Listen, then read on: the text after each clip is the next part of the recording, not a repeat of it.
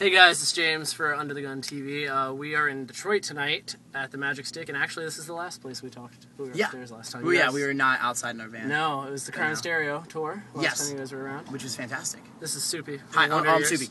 I'm in the Wonder Years. He just said that too, though. Yeah, so, that's you. Now we both said it. Yeah. It's a team. We're a good team.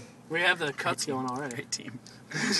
Good team. Anyways, Wonder Years, they're on tour right now with Streetlight Manifesto, some ska legends. Yeah, Streetlight Manifesto, and then also Dan Pothouse and the Supervillains. And then later on in the tour, Crime and Stereo. Crime and Stereo is jumping on this? Yep. They take the Supervillains' place for the last week. That's sweet. Yeah, it's gonna be rad. I miss them.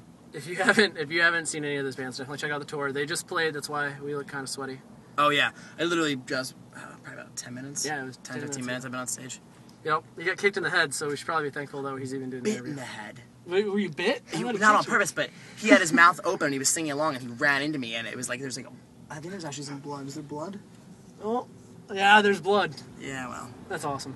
I mean... Is it the first time? That I've been bleeding as shit? Absolutely not, no. But bit in the head? Bit in the head, yeah, but yesterday I got bit in the hand. I don't know if you can see, there's a big gash on my hand. I don't know if these lights work right now. No, There you go. Gash on the hand. That's pretty impressive. New van, has lights. We are in the new Wonder Van. Is it the Wonder Van 2.0, 4.0? Currently, this van doesn't have the Wonder Van license plate because we bought 3 vans last week, and the first one I changed the title over, and I had the license plate put on that. But we haven't gotten the title in the mail yet because it goes to Harrisburg and it comes back to me with like my name on it. And because I haven't gotten that in the mail yet, I can't change the tags. So right now, this one's just called El Diablo. And if you could see the outside, you would know it's the color of Lucifer's blood. I assume. It's very Slayer comment right It is.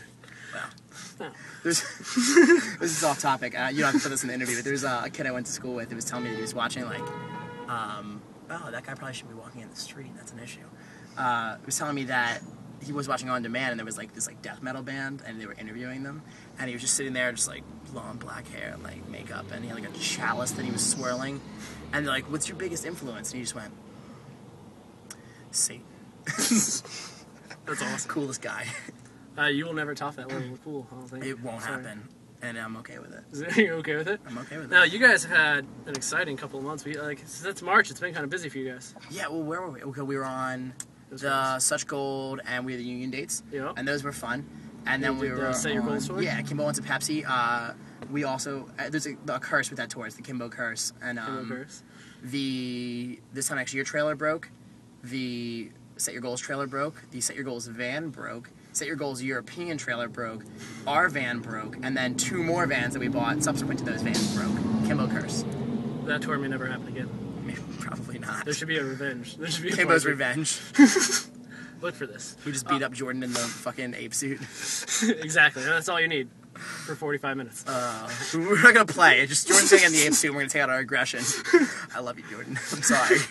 Now, these guys just got upstreamed, I guess. Is that the term you're going to use? Would you say it's technically upstream? Or you got an upstream is when, like, Drive-Thru used to have a distribution deal with Geffen. Yeah. And I think it was like MCA before it was Geffen. But either way, and they were distroed through them, but the deal was if their band sold X amount of records, they automatically ended up on MCA or on Geffen. Yeah. Maybe it's RCA.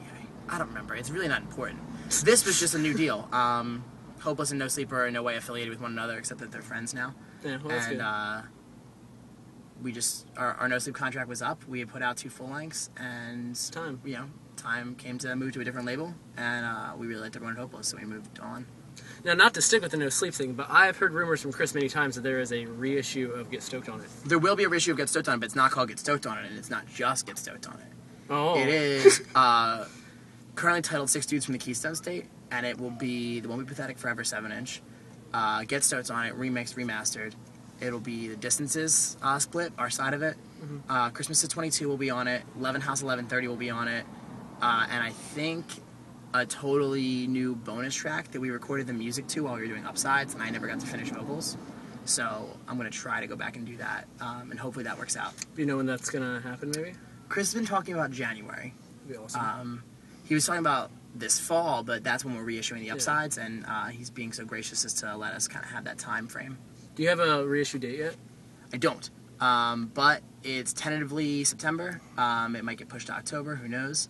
We're trying to get everything sewn up right now. We're approving mixes today, and we're waiting for an artwork proof to come in. So we can approve there are that. a couple new songs on that, so if you already have it, go pick it up. Yeah. Well, also, the thing is, and everyone was complaining about how they didn't want to have to buy the record again, and this was just an excuse to make money, but it just couldn't be further from true. It was like the whole meeting was about how they didn't want that to happen. And so to avoid that, the songs that are new are up on iTunes for sale by themselves. You don't have to buy the whole album.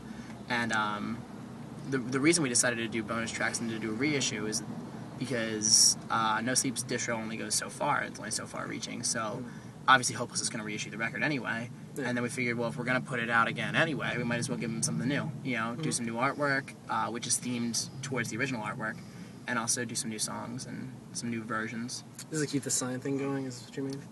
Keeps the sign thing going in a new way. In a new way? Well, maybe not a new... Well, yeah, a new way. I'm going to call it a new way. You're so secretive. You're like, sweet. Well, you'll see. I mean, I haven't approved the artwork yet, so maybe it'll all change. This whole idea could be fabricated. It's going to go right downhill real fast. Now, have things really ever slowed down for you guys since I saw you last? Have you been home for more than a week? Yeah. But it wasn't really home. We were home for like 2.5 weeks, but we practiced every day because if you noticed, we have 6 members again. Yeah, I did notice. Stage is pretty full. Our drummer Nick has moved to the keyboards and the guitar sometimes, and then our original drummer Mike Kennedy is back behind the drum set. Now, what brought Mike back? Here's the thing: we announced that Mike was leaving, and we had known that he was leaving for a couple of months. We made the announcement, and I think 4 or 5 days later, he called me from DC and was like, "I can't do this. I have to come back on tour." And he was just like, you know, not that he didn't like his girlfriend and his job and everything. He was like, I don't fit in here. I miss you guys. Like, we're the only friends that we have, really. We have like 10 friends at home that we'll hang out with on like a regular basis. So for him to move away and to not be on tour, it was like, he just didn't know. He was just like, I gotta come back. And we talked it out, and we figured out ways to logistically make it possible, and Nick was really gracious about moving to keyboards and guitar, and everything really worked out. And it's cool because, you know, Mike's our best friend, and it's good to have him back in the band and back in the van. Back in the van. It's good. Nice little Say Anything reference in there. Oh, was that a Say? Yeah, it is a Say Anything reference. It's from that song on the last song on the first disc. Sorry, guys, record. my bad. Yeah, with Chris from Saves the Day. Yeah. The talking part. Oh, man, I nerded out pretty hard right I there. remember. The thing is, like, I think that that record's really, like, there's a lot of really great parts on it, but that was my favorite song on the record, and that's the one I would listen to the most. It was my favorite song, actually. Otherwise, I was really into Menorah Majora. Mm-hmm. Which sounds so pretentious. Like I was way back. I like before their Doghouse release. Showdown in P-Town is their best song. But Try to Remember Forget. How great is that song, right? Back in the day. Yeah, dude. We can move on from saying. Did you just crush on Max Bemis for like a minute? No, well, it's a good songwriter, man. I don't know. So let's talk. You guys. He also owes me $40 in my mind, though, because he canceled 2 shows that I had tickets to. I'm just like, yo, come on, man. I want $40 back. And you don't even get to go to that many shows. Yeah, well, that was like years ago. Back in the day. Yeah, way back in the way back. In the grind, early days of the grind. Yeah. College days. You don't really owe me $40 if for some reason you're watching this. But if you want to give me $40, I would graciously accept your $40. Now, we talked last time a lot about how we thought like the scene around your band was kind of growing a lot, and I feel like even in this past few months, it definitely has. The Lost for Words record came out; it was Great phenomenal. Record. The Man Overboard album's out now; it's awesome. Fantastic. Transit is getting huge. The new record's gonna slay. Is it slay? I was talking to Joe B about it, and he was telling me all the ideas they had, and they're gonna do some really cool, like seriously personal shit. Like as like bonus content to the record, like I guess you could call it marketing, but it's not really marketing. It's just kind of cool things that they're doing that no one else is gonna do. Gotcha. Good tactics. I think it's 14 tracks too, which is good. I love when bands give you real full lengths. Yeah, for sure. Is this something you guys have always tried to do? Push your music? I mean, like as far as I just mean like there's a lot of content on it. There's like a lot of songs on the record. I would like to make our next record like 14 songs if we can. I was talking earlier. I was like, I don't know. Like, I've never seen you guys do a full headlining show before. And I was like, I think you might pass out.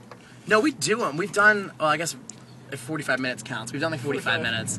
The record release show. We did the record release. We did 45 minutes there. Yeah, yep. Do you think you could push an hour? Do you think the Wonder Years have an hour full throttle going without a slow song? You'd have to play Hey Thanks in the middle at some point. I don't know about Hey Thanks. We were closing with bar bands for a while, but that ends up getting more intense than anything else at the end. Oh yeah. We could do it, I'm sure. We just probably take it a little easier in the middle. More water bottles. You're sweating pretty hard tonight. Yeah. Tonight felt like a Wonder Years show, which was great. It was really good. Now, do you ever feel out of place on like tours like this, where you guys are definitely the odd band out here? Not out of place, just in a different place. Not in the same place that we're used to playing. There's on most of these shows, there's a barricade and a security team and like 10 feet between me and a crowd. And I'm used to singing a line and having someone grab my hand and sing along. And that doesn't happen, but we get the luxury of like really good top quality sound instead of like some kid's PA system that he set up in his basement. And yeah, it's cool. You get to play to more kids, and you play a different way, I think. Which I actually learned from watching Fireworks on the tour we were on with them in Europe, the 4 Year Strong. Okay. So we never really got to do it like a good support tour. Obviously, we would Set Your Goals, which was a great support tour in Crime and Stereo, but that was in the U.S. and we were playing to a lot of like kids that we already knew or who already knew us. So when we went over to like Germany with 4 Year, I was just like, none of these kids know who we are, and Fireworks really are fantastic at making a crowd love them, no matter who the crowd is. And so I took a lot of notes from them. Good move. Good man, take notes from. We actually listened to that on our way here today. Confusion. Yep. Great record. So good. So anyways, back to the re-release. Re-release. New songs. Is it same themes as Upsides? Do they flow with the record, or are they just kind of like their own standalone There tracks? is one song. I know you reworked one too, right? We reworked two. Two. There's one song. It's one of the brand new songs is tentatively titled "I Was Scared, I'm Sorry," and it's kind of a song about how right when the Upsides came out, my girlfriend and I broke up, and I was doing all these interviews. People were like, "So you're not sad anymore?" And I was like, "No, I'm very sad. Right now, I'm very sad, but it's a different kind of sad. It's instead of feeling completely hopeless and like there's nothing that's ever going to change and this is how my life is and I'm sad about it. It's wow, I really liked that thing that I had and now I don't have it anymore." And that song's kind of surrounding that idea, which I think flows with the Upsides. I've always said that "I'm Not Sad Anymore" is less of a victory speech and more of a battle cry, in as much as to say that I'm definitely still sad sometimes, and I think everyone is, but it's okay to be upset when upsetting things happen. Just, you have to realize that you have to move on and continue on with what you're doing and continue towards your goals, and that's what that song's about. And then the other new one is tentatively titled "We Won't Bury You," and it's a plea to one of our friends to get better. Awesome. And there's a new version of Logan Circle, which is really exciting. I think we did something that, I'm sure someone's done it before, but I've never heard someone rework a song in the way we did. And we did a version of Dynamite Shovel that we like to consider a campfire version. So I think that's going to be really cool. Is it acoustic? It's acoustic, but it's not just acoustic. There's like other things going on. It's pretty exciting. It's going to be cool. I don't know how that's like the weird, like, yeah, like why would you pick Dynamite choice. Shovel, right? Well, we were talking about songs and we were trying different things, and Vince Ratty, who produced the record, and he produced these songs with us, along with Will Yip. Vince was sitting there and went, "Play Dynamite Shovel." And we laughed, and he was like, "Do it." And we did it. We're like, "That was cool. Let's do it again." And we kind of worked on it for a little while. Awesome. That's something to look forward to. It comes out this fall at some point. I'm really excited about it. I think there's some cool stuff on it. What do you guys got after this? After Streetlight? After Streetlight Tour. Newfound Glory. Newfound Glory and Lemuria. Are we going to see you in Grand Rapids in like 3 weeks, 4 weeks? No, we're not on that show. You jump on right after this. We do like the lower East Coast. We start in sad. Missouri and we kind of go around and do like the Carolinas and Florida. But that would be backwards if you were watching. It would be kind of like this little snaky thing. We do Newfound Glory, and then we do Australia. All right, moving on. If you're coming out, do you guys do this? I've seen you do it both times here. Do you do the stage dive competition any chance you get? No, it's really only here. Is it really only here? It gets pretty intense. I guess I've never really seen you guys outside of Detroit, so I don't really see what a 1 of your crowd is like away from here. It's not like dissimilar. It's just that we did it last time because it was the first day we had those t-shirts, and also I really wanted kids to really go off for Crime and Stereo, because I just think that they're an amazing band. So I said best stage dive doing Crime and Stereo. Yeah. And tonight, I wanted the guys. We've been talking to the guys in Streetlight about like these aren't normally our kinds of shows. We usually see more of this, and I wanted to kind of show them what a Wonder Year show was like. So we added a little incentive. I mean, a girl jumped off the speakers. That girl jumped off the speaker stack, and it was the ballsiest of moves. She was so close to hitting her head. It was so rad, though. Because I was like, okay, she's up on the speaker stack, maybe she'll, like, casually fall. She fucking jumped. It was badass. I definitely pointed to Soupy, and just, like, looked up, and you're like, whoa. Let's watch this happen for a second. Yeah, I stopped singing.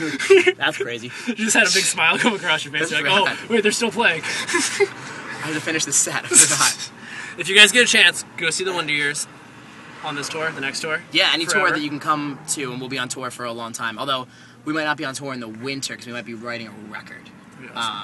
Because we're hoping, and my fingers are very crossed, and I'm not sure if it's possible, and way too early to talk about it, but we would like to see a record out next summer.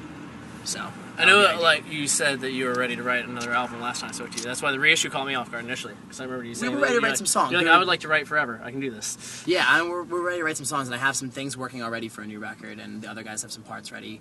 And we brought some acoustics on this tour, and we're just gonna slowly work on some stuff, get some ideas together. Oh, there's Thomas from Streetlight. Hi, Thomas.